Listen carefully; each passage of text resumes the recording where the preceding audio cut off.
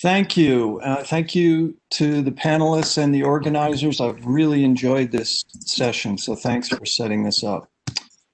So Anna and Lily Lay before her and I have been working for a couple of years on understanding the differences between EnVar and LETKF solvers in the operational NOAA NWP system.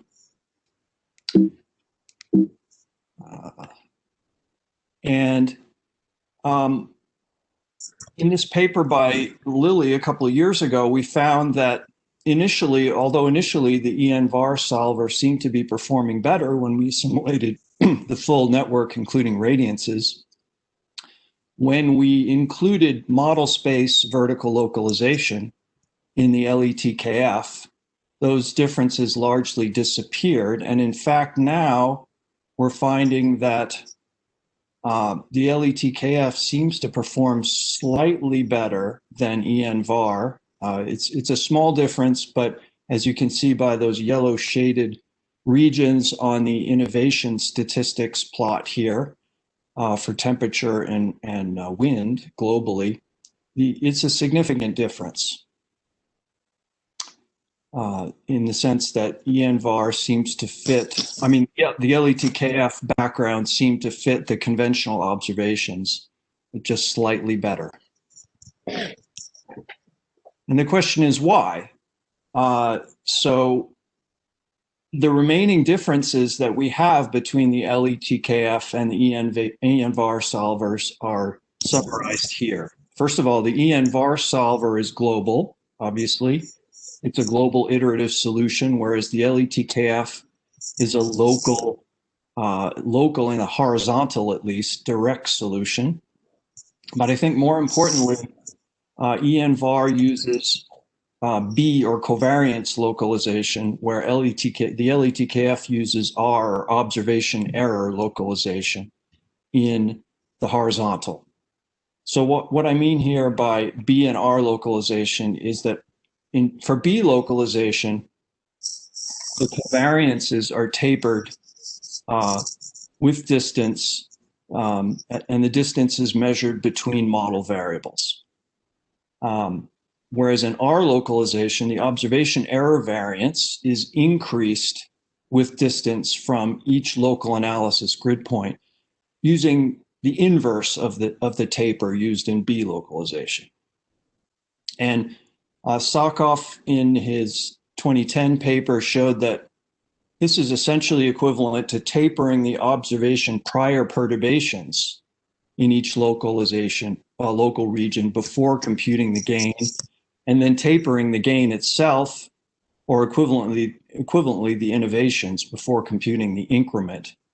And the taper is equivalent to the square root of the taper used in B localization. So if you think of this equivalence, the implication of this is that unlike B localization, the gain itself and is actually localized, which is not the case, directly localized, which is not the case with B localization. Quick literature review. There's been a few studies that have looked at the differences between these two types of localization.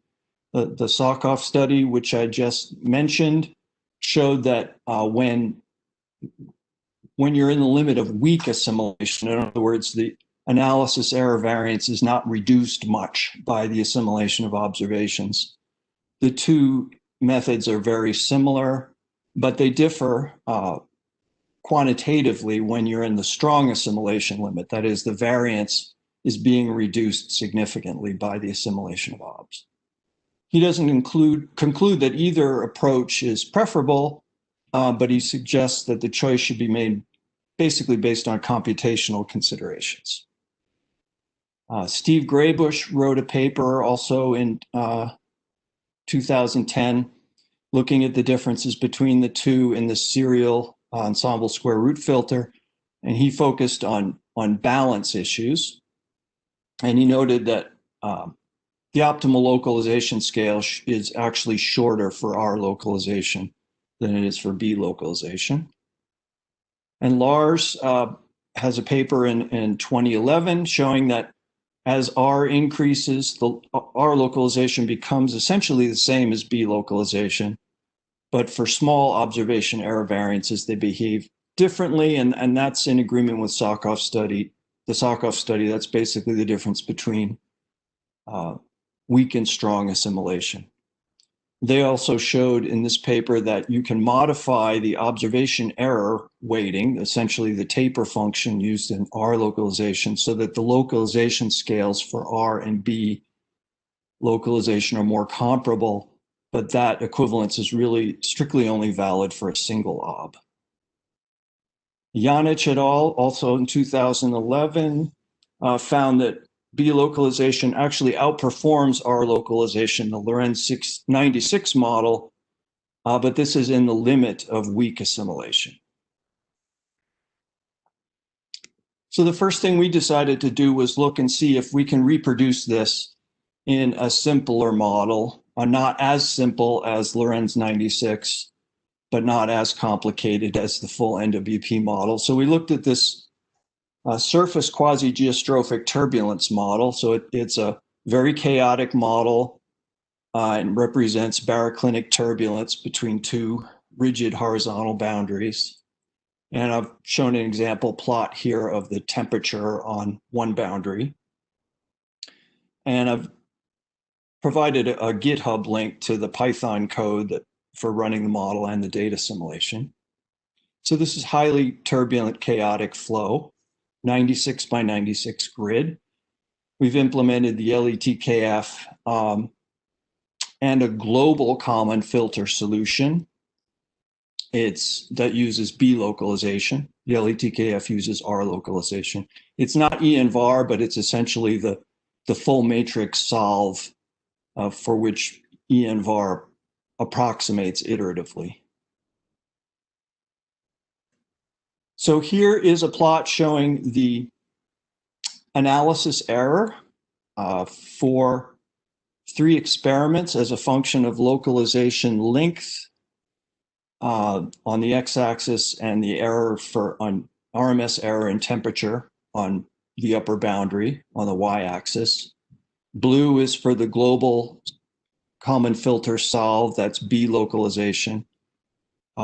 The greenish yellow curve is the serial filter, also with B localization, and the red curve is LETKF with R localization. So as you can see, the LETKF does perform about 20%. The minimum error is about 20% lower relative to the global solve, and the square root filter is somewhere in between. And this is interesting because the square root filter, even though it's B localization, it does actually localize the common gain calculation directly for each ob that's assimilated, similar to the R localization, which localizes the gain directly in each local region.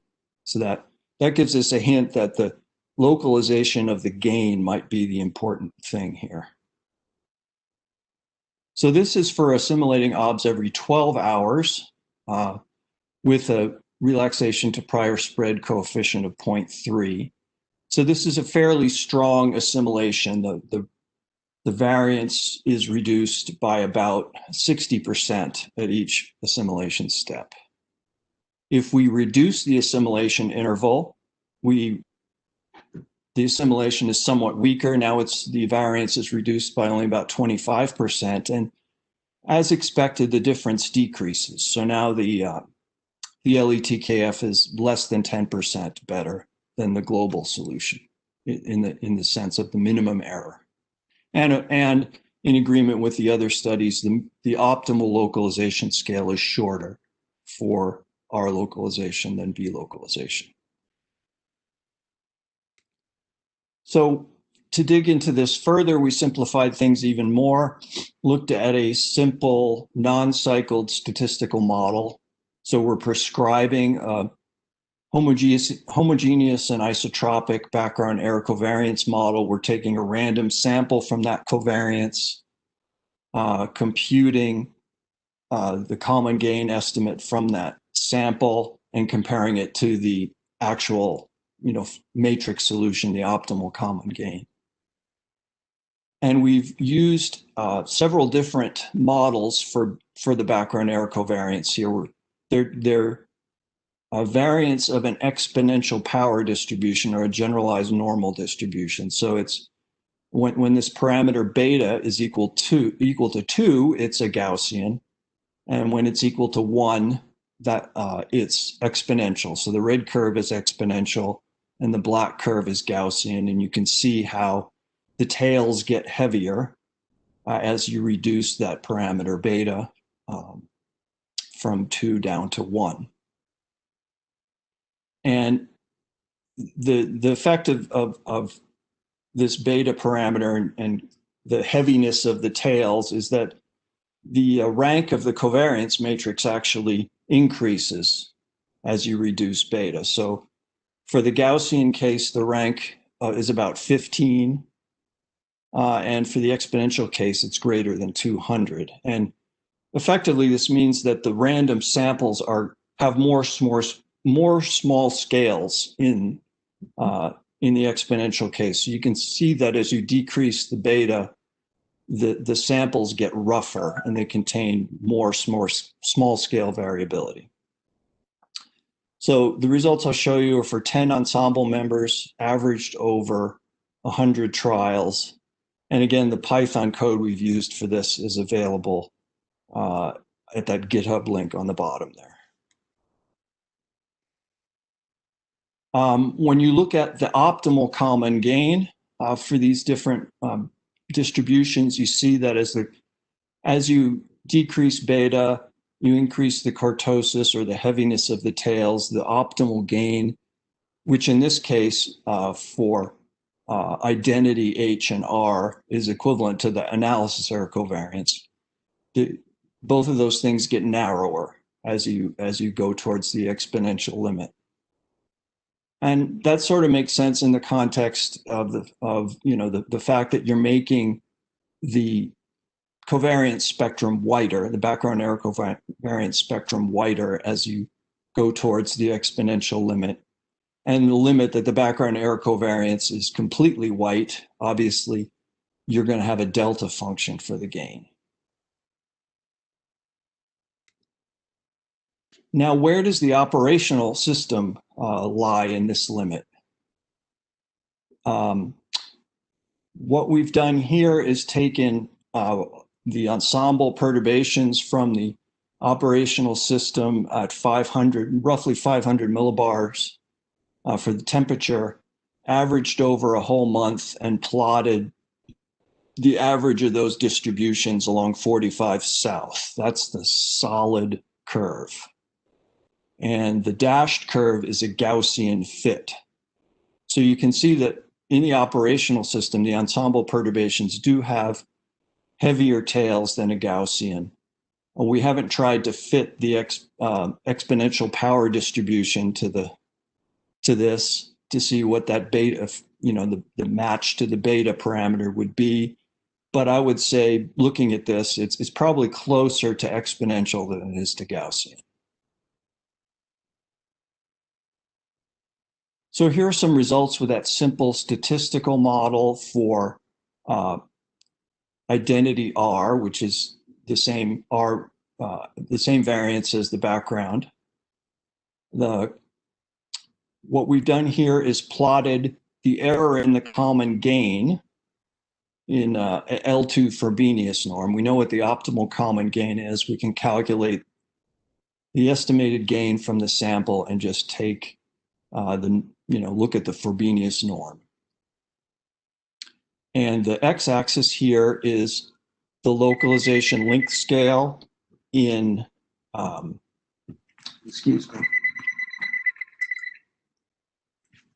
localization length scale in grid points. The solid is for R localization, and the dashed line is for B localization. So you can see as you for the exponential distribution, beta equals 1, that's the red curve. R localization is significantly better, about 20% better.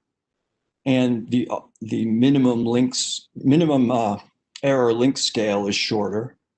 And as you increase that beta parameter going towards a Gaussian, that difference disappears. And in fact, for the Gaussian case, B localization is actually has a lower minimum error. And if you increase the observation error variance, so this is an observation error variance of 25, so it's a weaker assimilation case. The differences don't completely disappear, but they're reduced. But we still find that for the exponential, in the exponential limit, the R localization case is better. The R localization performs better. And now the difference between the two in the Gaussian limit is actually essentially zero.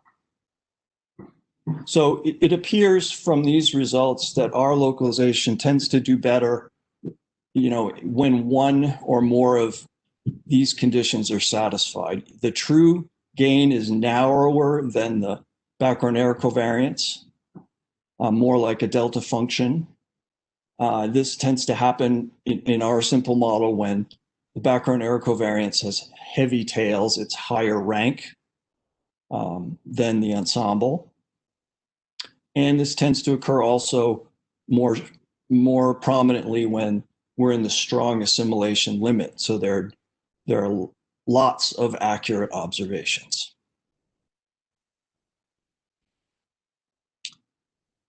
If we take a look at the actual computed gains for the exponential case, here I'm showing the true gain of, that's the black curve. The estimated gain for R localization is the red curve. The estimated gain for B localization is the blue curve, and the dashed curve is the gain with no localization. And these are the means over 100 trials for two different localization scales. 25 on the left is the scale that's optimal for R localization, and 50 on the right is the one that's optimal for B localization. You see that for B localization, the gain is overestimated at short distances when you're at length scales that are less than the optimal length scale. And for R localization, the gain is underestimated at short distances when you're greater than the optimal length scale. And you also see for the B localization, you tend to get these negative side lobes that extend out beyond actually the localization length scale. And somewhat counterintuitively, if you don't do any localization, the dashed curve shows that the gain is actually underestimated, and performing localization actually increases the amplitude of the gain for short distances. So we haven't come up with a very satisfying interpretation of these results, but it does appear that the LETKF with R localization does outperform EnVar, or the global common filter solution, with B localization when the common gain is narrower than the error covariance, background error covariance matrix covariance itself. And this tends to occur when you're in the strong assimilation limit, and or the background error covariance has heavy tails and it's higher rank. And our hypothesis is that that this has to do with the fact that the R localization tends to localize, or actually can localize, the gain itself, whereas B localization doesn't actually always result in a localized gain or a localized analysis increment.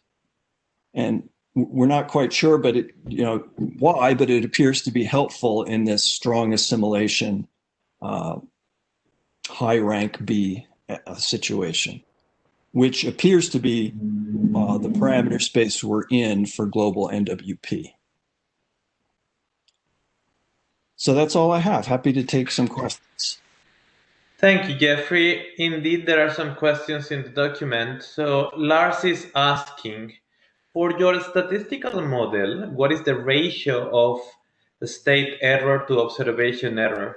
Are you in a weak or strong assimilation regime? In the simple model, we varied the parameters so that we went across both limits and found that these differences are larger in the strong assimilation limit, and that in the weak assimilation limit, they perform very similarly, and in many cases, B localization, especially in the Gaussian case, does perform better than R localization. Okay, Christo Chipilski is asking, how would you square your result that R localization performs better when certain conditions are met, for example, smaller scales, with the fact that B localization leads to a higher rank localized ensemble covariance?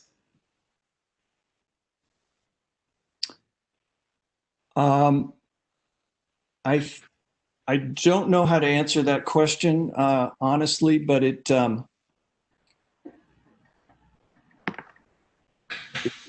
seems to have to do with the fact that the gain itself is localized when you do R localization. So you are also using a higher rank B estimate in R localization, because you are tapering the B that's used to calculate the gain, but you're also tapering the gain estimate itself.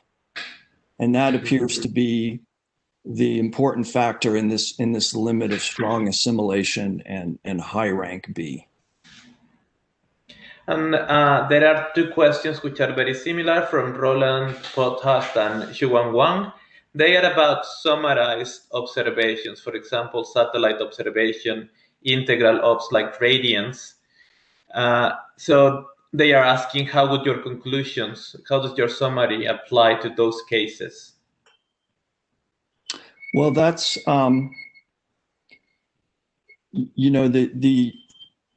those integral observations like radiances, we found it important to include model space vertical localization in the LETKF for those integral observations. So effectively, we're not using R localization in the vertical. We're only using it in the horizontal. So I do think that these conclusions might be different if we actually had, limb sounders or GPS observations which were taking a significant integral in the horizontal direction, which was comparable in scale to the length scale of the covariance. Then I'm not sure in fact, I doubt these observations would carry over. These results would carry over to that case. I think in this case, we're essentially assuming that in the horizontal, the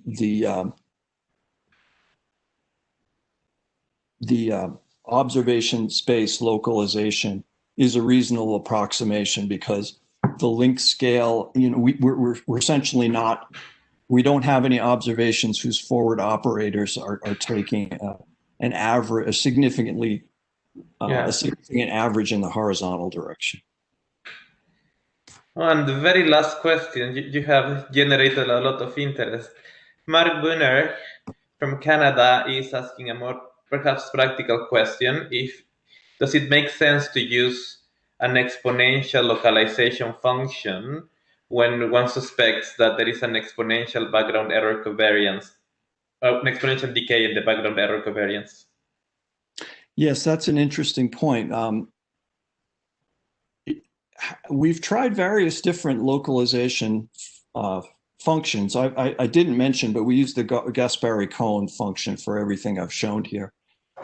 And we found that these results weren't all that sensitive. In fact, not sensitive at all, really, to the localization function that was used. They're much more sensitive to the structure of the background error covariance itself. Okay, there's a final question from Jota, Daisuke Jota. If you took a look at the ratio between analysis RMSE and posterior spread for your experiments?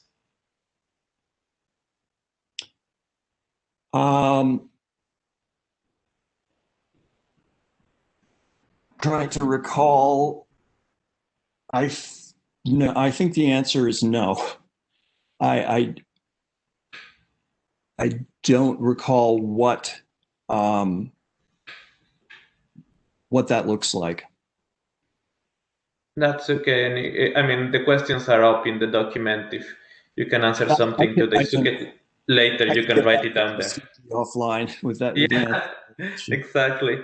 All right. Thank you, Jeff, for a very interesting and thought-provoking talk. So I go back to Lars, who has some